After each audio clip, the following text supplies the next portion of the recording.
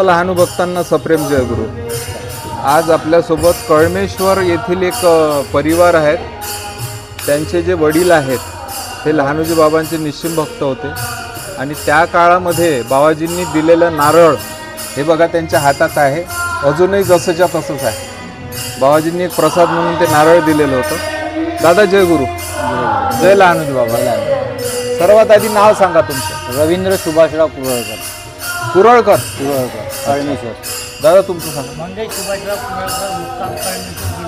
हे तुम्ही जे सगळे उपस्थित आहात हे सगळे कुरळकर परिवारातले सदस्य। बरं, तर या नारळाचं जे बाबाजींनी तुमच्या वडिलांना दिलं, या नारळाचं महत्त्व सांगा। कसं या काय नारळाला माझे वडील राखीला इथे होते। अच्छा, राखीच्या दिवशी त्या दिवशी माझा मोठ्या वडिलाला नातू झाला, मुलगा झाला। हो काय? मुलगा झाला, ते इथे होते आणि तिकडे मुलगा झाला होता। अच्छा, त्याच्यात आता त्याला 50 वर्ष झाले। अच्छा, त्या मुलाला नारळाला 50 वर्ष झाले।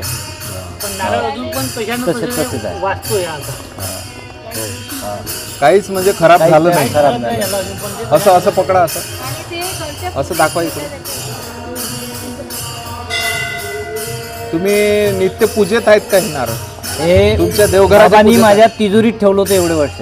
हो काय? त्यांनी आम्हाला आता सांगितलं ते। हो काय? मरण पावले। कधी मरण पावले? 4 मार्चला 2025 मरण पावले ते। म्हणजे आता अलीकडे आता, का? हो. त्यांनी मरणाच्या अगोदर त्यांनी सांगितलं होतं इच्छा होती त्यांची की नारळ आणि माझी अस्थी अच्छा, आणि त्याची मोजरीला ना इथे माझी अस्थी शिरवाची। हो, हो, आणि हे नारळ शिरवाचं म्हणे, आमची इच्छा नाही शिरवाची, पूजेत ठेवायचं पाहिला प्रसाद आहे म्हणून। नाही, त्यांची जी इच्छा होती तसं करा तुम्ही।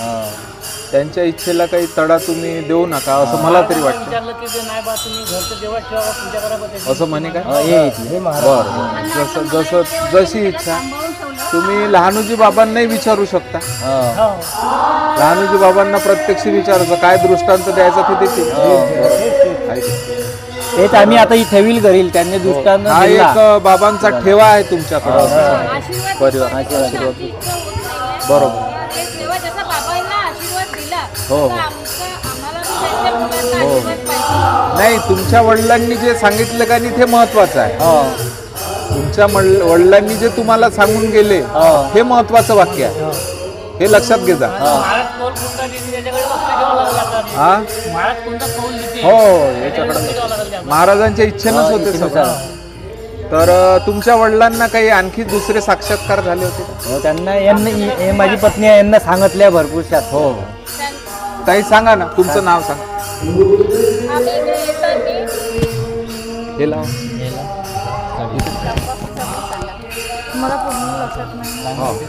सांगा। मला त्या तंबाखूचा पण सांगितलं आहे बाबांनी। हो. आणि त्या विजा गर्जना बंडी घेऊन नदीच्या तडीकडे महाराजांनी म्हटलं का जाऊ नका कोणी भक्तांना। हो, पण तो गेला, हो. त्यांना ते नदीनं अडवलं। म्हणजे अशा काही वृत्तांत त्याने, पाऊस आला खूप, विजा गडगडा, जेव्हा परत आला तेव्हा महाराज म्हणत होते की तुला जाऊ नको, मी आधीच सांगितलं। असे भरपूरसे दृश्य आम्हाला बाबांनी सांगितले महाराजांचे। तंबाखू कसा घेत होते महाराज, सट्टा नंबर, एक भक्तगण आले तर नंबरासाठी आला तू, त्याच्यासाठी मटक्यासाठी बरेचसे दर्शन करायला नाही आला, मटका पाहण्यासाठी आला बा, मी का बोलतो त्याच्यावर नंबर यांना दिला होता। म्हणजे सांगत होते की मला नंबर दिला का बा तो, पण मला काही समजलं नाही बा तुझं काय। तो त्यांनी कोड मध्ये सांगितला, पण तो त्यांना समजला नाही पुढच्या भक्तांनी केलं त्याला। हा, ते भरपूरचे वृत्तांत सांगितले आहे। म्हणजे दाजी तुम्हाला सांगत राहे बाबाजीची महिमा कशी आहे। आणि तुम्ही किती वर्षापासून जुळले आहात इथं काकरखेडला? तुम्ही बाबा बरोबर यायचे लहानपणापासून, तेव्हापासून तुमची भक्ती लागली आहे। बाबा प्रत्येक राखीला त्यांच्या पुण्यतिथी विडा अवसर करते।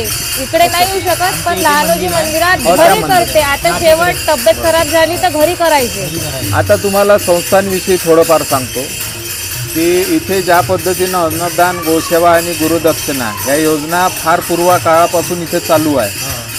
स्वर्गीय भगवंतरावजी पावडे यांच्या हातात ही सुरू झालेली योजना आहे। तर बरेचसे भक्त स्मृतीपीठकर अन्नदान देतात. आईचे दिलो त्याच्या अगोदर बाबा होते. तर त्याच पद्धतीचं आता एक लहानू प्रसादालय नावाची भव्य दिव्य इमारत तुम्ही एकदा पाहून घ्या. खालचा मजला झाला आहे, आता एखादी महिन्यामध्ये तो सुरू होते. आज तुम्ही प्रसाद आता तिथे तात्पुरत्या स्वरूपात जे बनवलेलं आहे तिथे घ्याल. तर त्या प्रसादालयाकरता एक अशी स्वप्नपूर्ती प्रकल्प म्हणून आहे संस्थांचा. तर त्या प्रसादालयाकरता एक फुल नाही फुलाची पाकळी आपण त्या कार्याकरता सुद्धा हातभार लागला पाहिजे बा, असं एक आव्हान आपल्या चॅनलच्या माध्यमातून तुमच्या मुलाखतीद्वारे इतर सर्व लहानू भक्तांना मी करतो. आणि तुम्ही ह्या नारळाचं जे अनन्यसाधारण महत्त्व आहे पहा, अशा काही वस्तू ज्या बाबांनी भक्तांना दिल्या, तर ही एक बाबांची एक साक्ष आहे. त्यांच्या हस्ते हे नारळ मिळालं म्हणजे त्यांचा पदस्पर्श हस्तस्पर्श त्या नारळाला झालेला आहे. आणि एक आशीर्वाद रूपी हे श्रीफळ तुमच्याकडं आहे. तर फार योगायोग आला आज तुमची आणि माझी भेट झाली आणि लहानोजी स्वानुभवला तुमचे हे अनुभव साक्षात्कार. हे नारळ जे आहे श्रीफळ आहे हेच प्रत्यक्षात साक्षात्कार आहे, अनुभव साक्षात्कार आहे असं आपण म्हणूया. आणि हे साक्षात्कार म्हणजे त्यांनी सगळ्यात आधी बाबा माझे त्यांची व्याही आहे हो हे असं काय यांना सांगितलं की तुम्ही करून घ्यायच्या.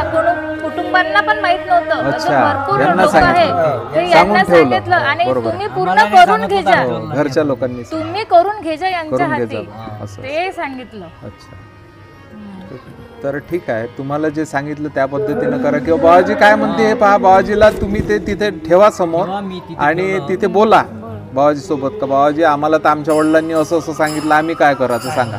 तर बाबाजी नक्की तुम्हाला मार्गदर्शन करतीलच. तर आज जे काही तुम्ही अनुभव साक्षात्कार तुमच्या वडिलांनी सांगितले याकरता मी तुमचा आभारी आहो. जय गुरु, जय लहानोजी बाबा समर्थ. लहानोजी महाराज की